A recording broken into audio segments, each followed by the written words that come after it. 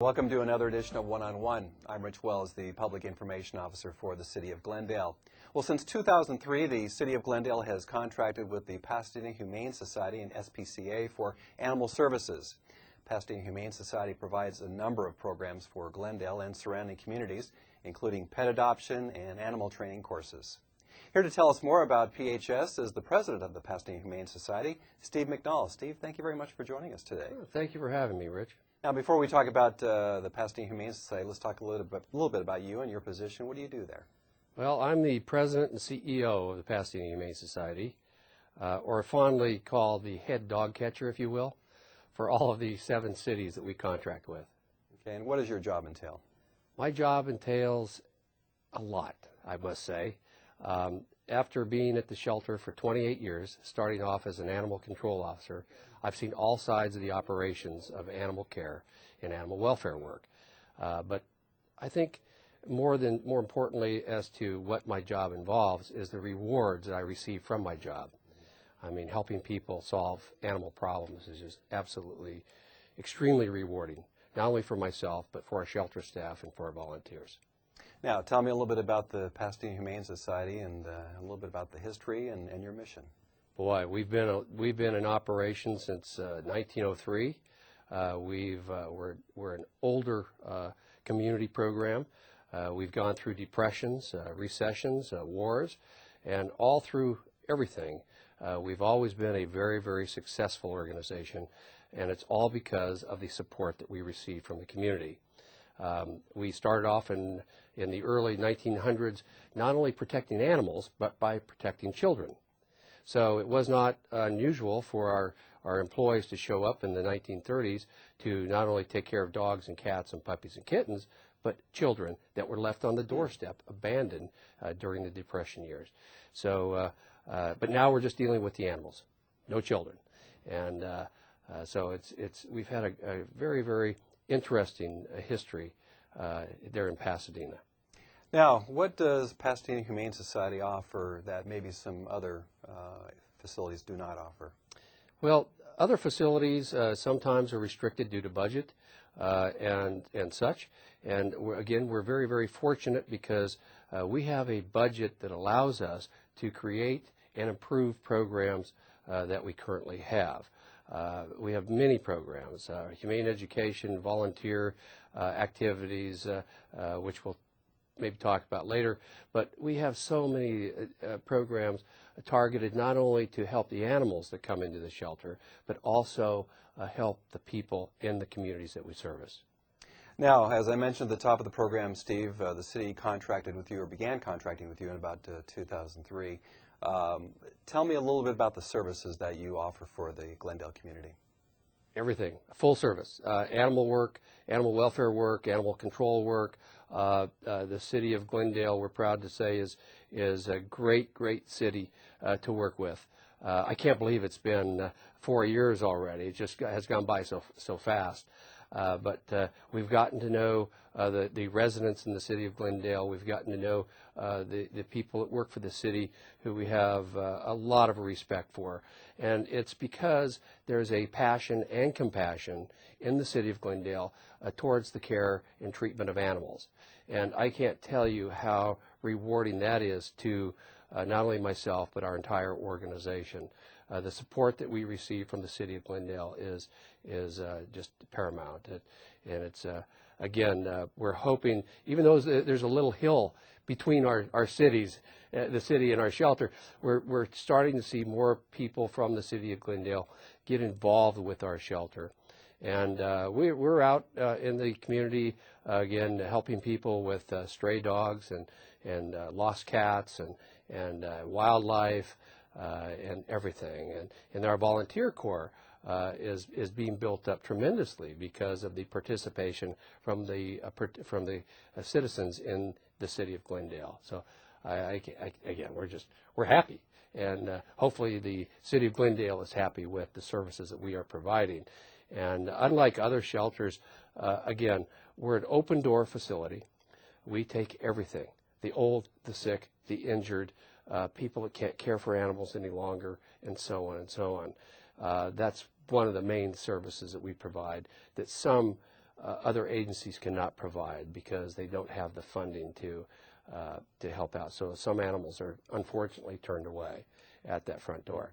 But our shelter, we're an open door shelter, and we take everything. But our budget for the city of Glendale involves monies that go into programs that are all encompassing. So everything you can think of that is a program created to help animals, the city of Glendale is receiving from the Pasadena Humane Society. Now, how many animals would you say you handle on an annual basis? It's really unique because we're averaging around 11,000 animals a year, which is a lot of animals for the size of our shelter and for the 7 cities that we service. But we're seeing the dog and cat populations start to actually decline, which is a good thing. And it's all because of our aggressive programs in pet sterilization, education, humane education programs, pet licensing, which your city does a tremendous job with. That way owners that have lost pets can retrieve them easily, microchipping of animals, and so on. So we're starting to see the animal population for dogs and cats start to decline. We are, however, seeing an increase in wild animal problems and issues because of the encroachment of building into the foothill communities. We're seeing more raccoons and things like that come down. But primarily 11,000 animals a year, 6,000 are probably dogs and cats. The others are wild animals. They're domestic farm animals, if you will. Believe it or not, Rich, we've had chickens and ducks and geese and pigs and goats and horses and even one buffalo one time come into the shelter. So we're an all-encompassing shelter. We handle all animals. Now, one of my favorite subjects is pet adoptions, and I know you have a tremendous pet adoption program. Tell me a little bit about that. We have one of the best pet adoption programs in not only the state of California, but in the United States.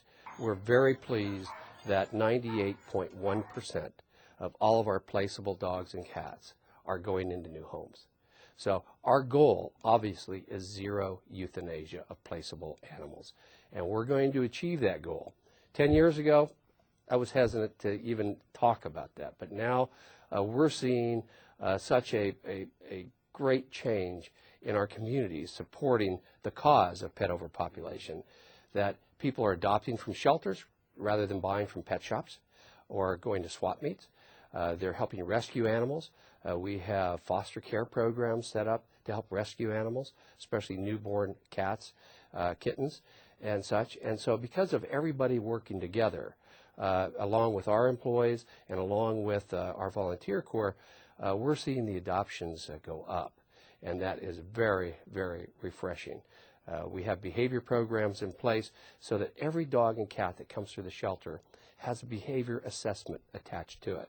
And it goes through, the animal goes through a litany of testing, if you will, because we want to make sure that the animals that we adopt back out into the community are safe animal companions for the people that are taking them home. That's number one. But number two, we want to make sure that if that animal, it's primarily dogs right now, because cats, for all the cat people in your audience, cats don't have any bad habits. See, it's only the dogs. Right. So with all the dogs, what we're trying to do is assess their personality, if you will, so that we can match the personality of the people that come into the shelter to adopt along with the personality of that dog, cat, and now even rabbit that they wish to adopt. That way, that animal becomes a family member, and that family member is going to stay in that family forever. And that's the best part. We don't want to see animals go into a home and then be returned for some reason or given away or whatever. We want to see that dog or that cat or that rabbit go into that home and stay there as a lifelong family companion. Well, I might disagree with you a little bit on the cat discussion about not having bad habits, but we'll save that discussion for another day. And the one thing we should mention here, Steve, is of course right here at Channel 6 we do have a pet adoption program. Rob and Dottie Sharkey and Roy Guy have been doing just a wonderful job with that program, and I'm sure that really helps you in your pet adoption program. It really does. It helps us tremendously, and it's like It's hard for me to explain, to quantify it, if you will. But I have to tell you, I'll walk up into where they're filming, and I'll walk in and see Dottie holding the dogs and the cats, and it's just amazing, the power of the media, if you will. Right. And it's just, come on down, folks, and adopt from the Pasadena Right. Humane Society, because that's what it's all about. Save an animal, if you will. Come in and take that animal home, and you've got a companion for life. Now, you touched on this earlier, Steve, and we want to talk a little bit about that. You do have some very unique animals at the shelter, and I want to talk to you about that. We're going to take a break first, and I understand we have a special guest with us today. So we'll be back with more one-on-one right after this. When I'm on my way to calls and I'm rolling code 3, which means the lights and sirens are going, I sometimes encounter problems where people in cars don't pull to the right. Or they fail to stop and yield to us. The fireman or policeman responding to the call could be responding to help one of your loved ones. If you find yourself in the middle of the intersection and there's a car behind you or there's a car in front of you and you're really not sure where you should go, try to move to the right as safely and quickly as possible, and if you can't, just stay where you are. Every second counts. Glendale, it's time to save water. We are experiencing one of the driest seasons on record, and we cannot take our water for granted. Making minor changes in the way you use water in your home can save gallons of water a day. For instance, turn off the water while brushing your teeth to save 6 gallons per minute. Did you know that a full bathtub uses 36 gallons of water? So filling your bathtub halfway can save 18 gallons of water. Reduce your showers by 2 minutes and purchase a low-flow shower head. This can save about 15 gallons of water per shower. Save 30 gallons of water per wash by filling your washing machine with full loads of laundry. Fix leaky faucets. A steady dripping faucet wastes 15 to 20 gallons of water a day. Saving water is simple. Working together, we can achieve our water conservation goal to reduce water usage by 10%. That's about 20 gallons of water per person a day.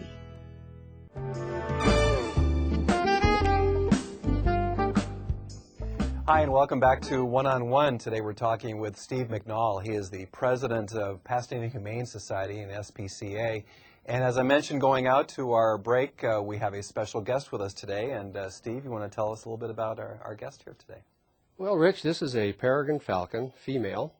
She's approximately 1.5 years old. And unfortunately, when she left the nest as a youngster, she flew into a tree and hit the tree and did a little bit of head damage. She came into the animal shelter at Pasadena, and we have been taking care of her ever since, and our goal is to release her back into the wild probably within the next probably 8 months to a year. She's being rehabilitated right now. As you can see, she's a very, very nice specimen, if you will, of a female peregrine falcon. And she actually came from the city of Pasadena, where peregrines are nesting in buildings. So even though this bird is on the endangered species list, the peregrine population is starting to really be built up again, especially in our urban environment, because they're eating the pigeons. And that is their staple diet within the cities. And I believe, I don't know, Glendale might even have a nesting pair within the city. I believe we do. Within the city limits. Right. So you can see, now she's looking at you a little bit, Rich. I haven't fed her today, but she's actually not bad. But she is a wild bird, and she is she's obviously, you can see by her wings, she is built for speed. And on a stoop, when she's going down on her quarry, she can reach speeds of 180 miles an hour. Oh, no kidding. So she is obviously one of the fastest birds in the world. Well, she is beautiful. And the one thing I wanted to ask you is so it's not really unique for the Pasadena Humane Society to not only take in a bird like this, but a lot of different wildlife. Is that correct? That is correct, Rich. We bring in an awful lot of wildlife. Some things we can't even identify because they're unique, because they have escaped from somebody that might have brought them in from another country, or purchased an exotic animal from a pet shop, and then they become lost, and then they come into our shelter. We've had different reptiles, all types of mammals, rodents, skunks, squirrels, opossums, raccoons, deer, you name it. We are a real housing facility for all animals, and that's what makes our organization, I think, very unique. Because as we mentioned before, we are an open door shelter, and we take every animal that needs help, especially animals like this. Now, do you have people on staff who are trained in treating wildlife, or how do you handle that? Boy, you know, that really makes us unique too, because we have on staff a management wildlife professional, and she is a specialist in wildlife and wildlife care. We are the only animal control agency in the state of California that is licensed by the State Department of Fish and Game and the Federal Fish and Wildlife Service to handle exotic animals and protected species such as this one right here. So that makes us a little bit quite unique and a little bit different from other animal control organizations. Well, you always think about the cats and the dogs and maybe a bunny rabbit here or there, but you never think about a falcon being rehabilitated at a humane society. No, you don't. And you know what, though? Every animal that comes in the shelter has an issue. It might have a problem, whether it be a physical problem or a psychological problem or something along that lines. And it's our job to try to take these wild species and get them back into the skies and back into the mountains and back into the environment to where they can live happily ever after. Now, I understand this young lady does not have a name, though. She doesn't. We've been calling her Freedom just because of freedom, but, you know, I think if we had some of the viewers in Glendale give us a call with some ideas on a great name for a female peregrine falcon, we would gladly accept those so that we can put that on her card when she's released back into the wild. Well, this would be a good time, too, Steve, to talk about how can people contact the Pasadena Humane Society. What number should they call? They can call 626-792-7151 for our main line. But obviously, if they have an injured animal or an emergency with an animal, they can call anytime that number or a 626-792-1016 number, and that'll automatically go to our dispatch service so that we can get that person help. Well, I know your website has a great deal of information as well, doesn't it? We've got a fantastic website, and that is one of the great new medias that we're entering into because it really not only helps us in our adoption process, but it really helps people be reunited with their lost animals. So if you've lost your dog or your cat, you can get on the computer and get on our website, and which is updated every hour, and you can see if your dog or cat or rabbit is at our shelter. It's very, very convenient. Of course, that doesn't dismiss the fact that we want people to come into the shelter and visit us and look at the animals, you know, to make sure that their dog or cat is not in the shelter. Well, thank you for bringing our special guest here today. I do want to talk to you about a few other items. We're going to go ahead and take a break first, Steve. We'll be back with more one-on-one right after this. Watch The Doghouse the first and third week of every month on GTV6. The Doghouse connects viewers with a few of the many dogs and cats at the Pasadena Humane Society who desperately need a home. Watch the bulletin board on GTV6 or check out Glendale.tv for air dates and times, and you may find a new best friend to adopt. Parents, have you explained traffic signs and signals to your children? Do your children know safe and unsafe places to walk? Do your children know what they should do while riding a bicycle, a skateboard, or a scooter? If you answered no to any of these questions, you may want to discuss pedestrian safety issues with your children. Please, don't take any chances. I'm Glendale Police Chief Randy Adams. When you're crossing the street, please remember these 3 steps. Wait, watch, and walk. And please walk defensively. It may save your life.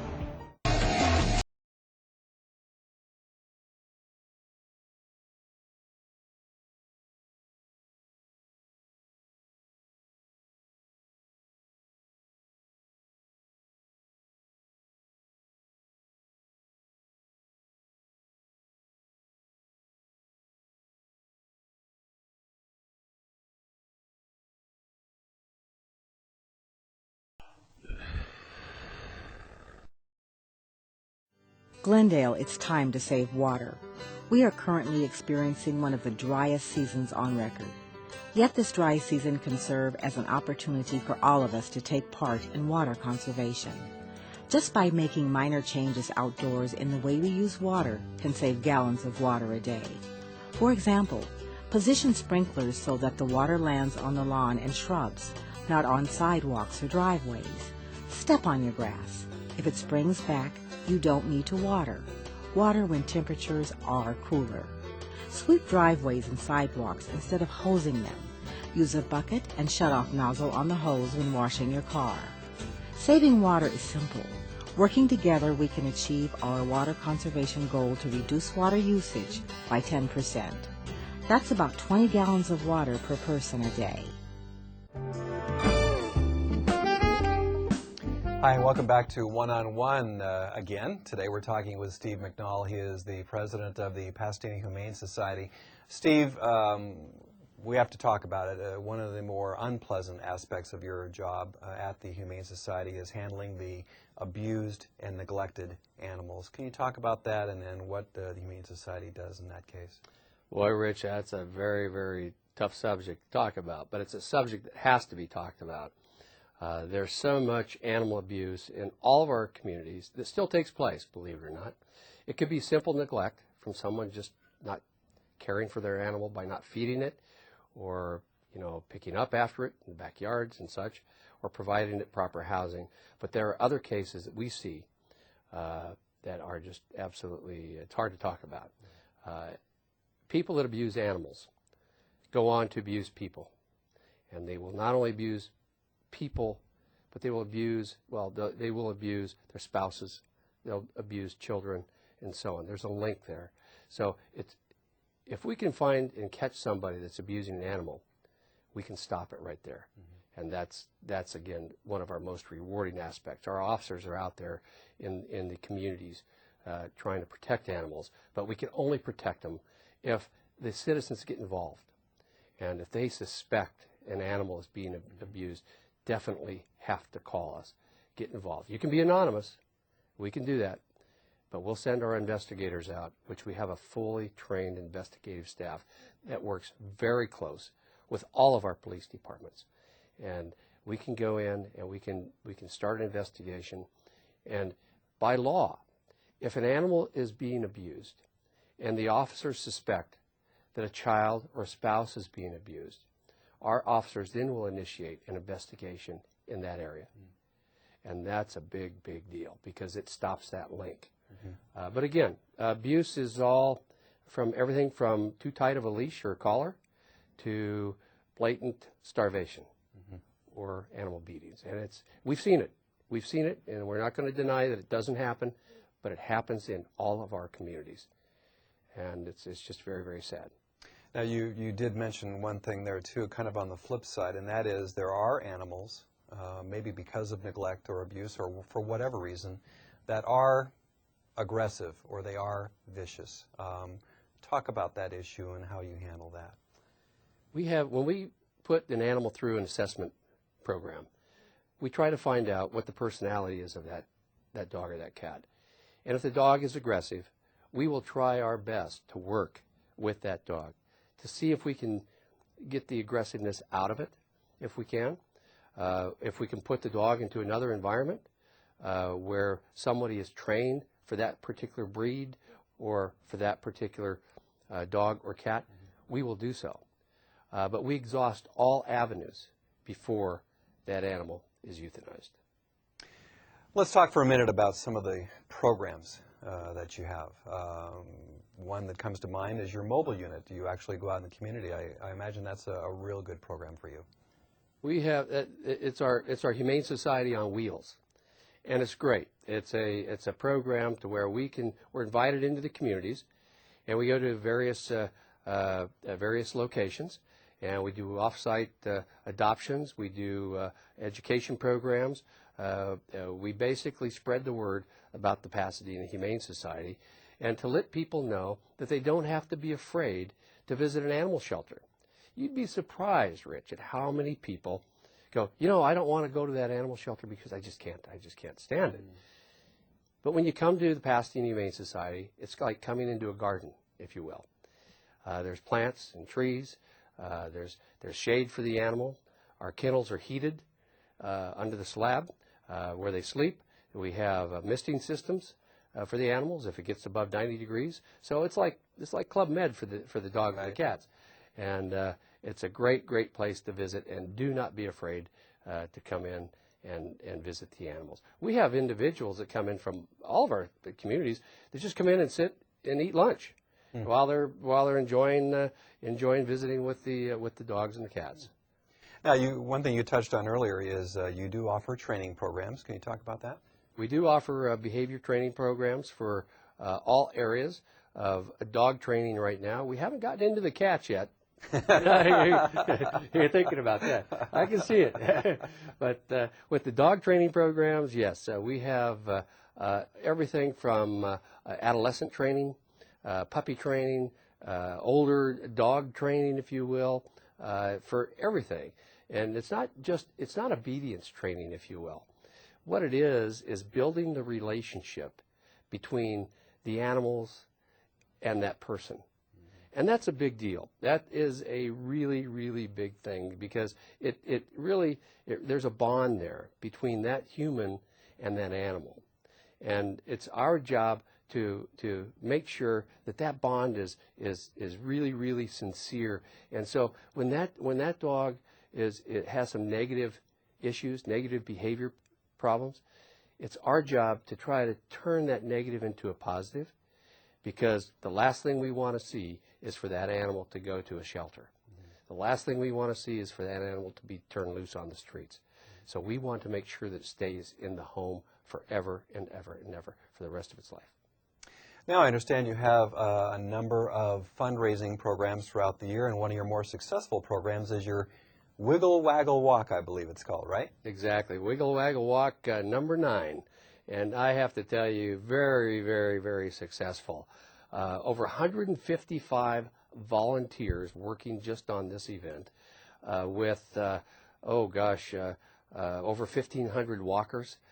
We walk around the Rose Bowl, Brookside Park area, and it's a great event. And the best part about it, even though we have golf events for those in the audience who want to get involved and play golf and help us raise some money, we do that every April.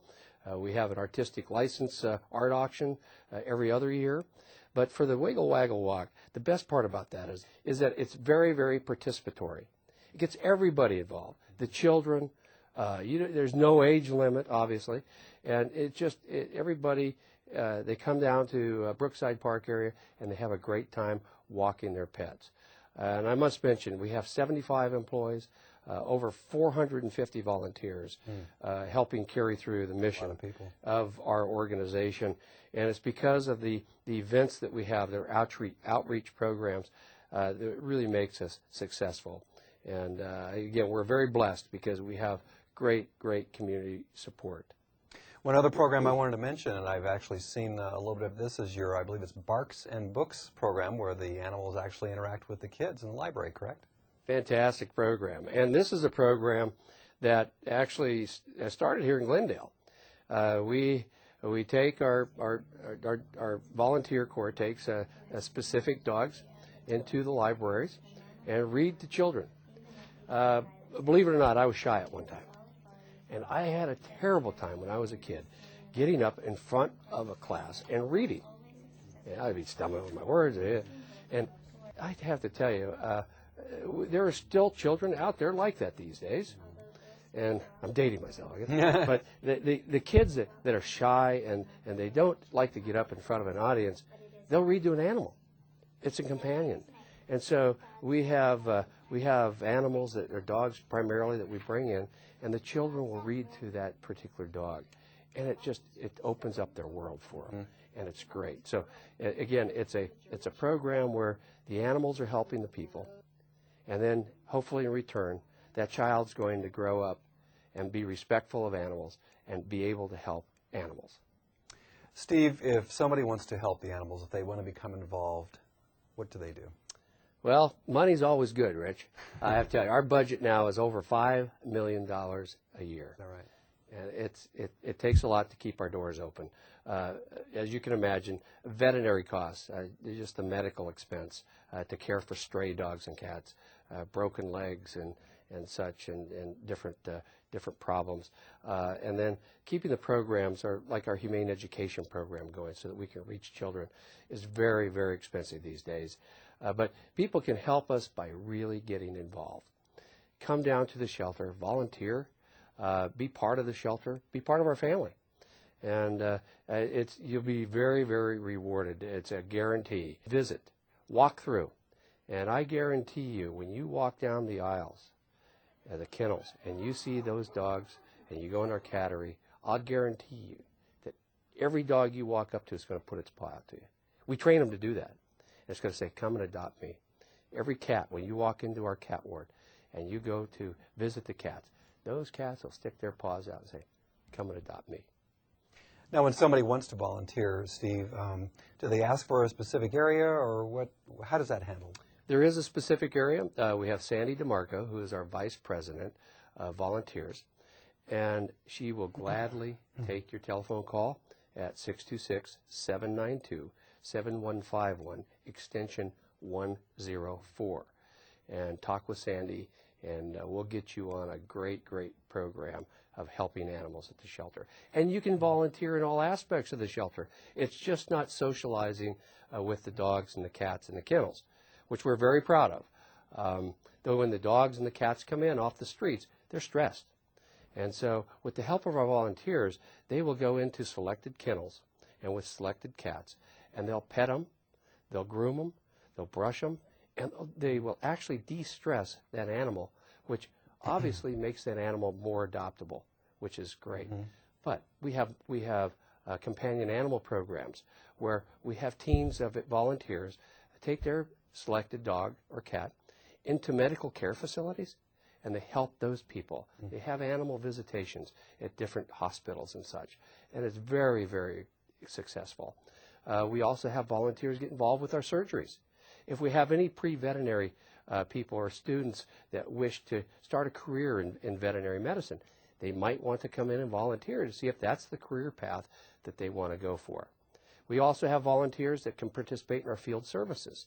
If someone wants to get involved in law enforcement, they might want to come in and volunteer with our field officers. It's great.